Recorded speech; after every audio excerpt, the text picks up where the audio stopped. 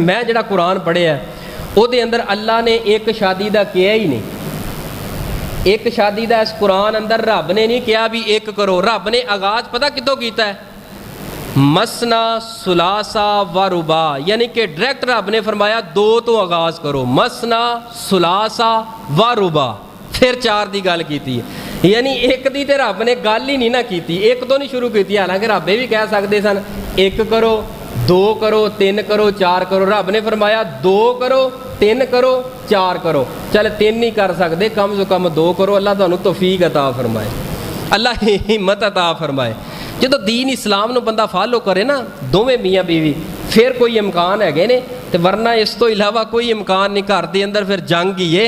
पर अल्लाह पाक तुहाडे सारियां ते अपनी खास रहमत फरमाए। जनाबे इब्राहीम अलैहिस्सलातु वस्सलाम दियां तीन शादियां हुई सन। उन्हां तिन्हां दे अंदरों एक बीवी अंदरों